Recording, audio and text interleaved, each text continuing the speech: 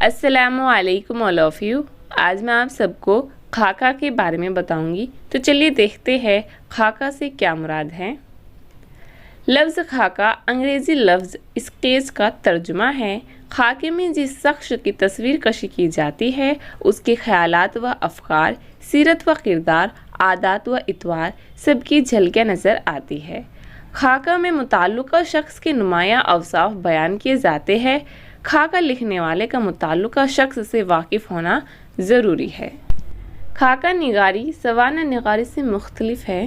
اس میں سوانح حیات کی طرح واقعات ترتیب وار نہیں لکھے جاتے اور نہ ہی تمام حالات و واقعات کا بیان کرنا ضروری ہے۔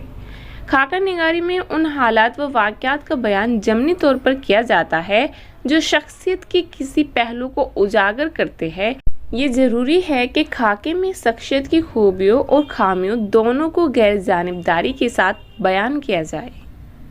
یاد رکھیے گا، خاکہ نگاری ادب کی ایک صنف ہے جس میں شخصیتوں کی تصویر اس طرح براہ راست کھینچی جاتی ہے کہ ان کے ظاہر و باطن دونوں قاری کے ذہن نشین ہو جاتے ہیں، اور ایسا معلوم ہوتا ہے جیسے پڑھنے والے نے نہ صرف قلمی چہرہ دیکھا ہے بلکہ خود شخصیت کو دیکھا، بھالا اور سمجھا ہو۔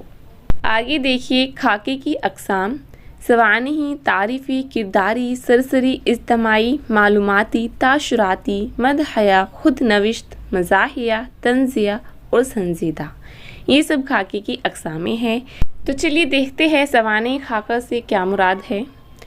سوانحی خاکہ اس خاکہ کو کہتے ہیں جس میں کسی شخص کی پوری زندگی کے حالات و واقعات کو تاریخی اعتبار سے مسلسل بیان کیا جائے، لیکن یہاں اس بات کا خیال رکھنا ضروری ہے کہ وہ خاکہ خاکہ ہی رہے، سوانح نہ بن جائے۔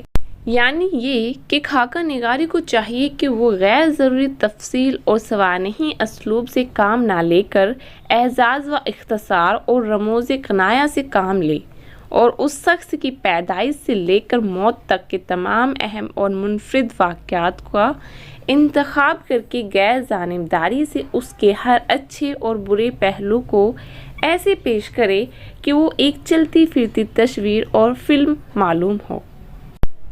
تعریفی خاکہ: تعریفی خاکہ وہ خاکہ ہے جس میں کسی مشہور شخص یا شخصیت کی ذاتی زندگی اور اس کی سیرت و کردار کا تعارف کرایا جاتا ہے۔ کرداری خاکہ: کرداری خاکہ وہ خاکہ ہے جس میں کسی شخصیت کا معروضی مطالعہ کیا جاتا ہے۔ اس طرح کے خاکوں میں خاکہ نگار اپنے موضوع کردار کی زندگی اور اس کے اہم پہلوؤں کو اس طرح پیش کرتا ہے کہ اس کے کردار کی نمایاں خوبیاں اجاگر ہو جاتی ہے۔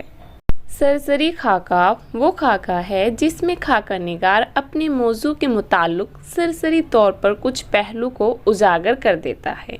اجتماعی خاکہ: عام طور پر خاکے میں کسی شخصیت کے مختلف دلچسپ پہلوؤں کو نمایاں کرنے کا کام کیا جاتا ہے، لیکن اگر کبھی کسی خاکے میں ایک سے زیادہ شخصیتوں کو پیش کیا جائے تو ایسے خاکے کو اجتماعی خاکہ کہا جاتا ہے۔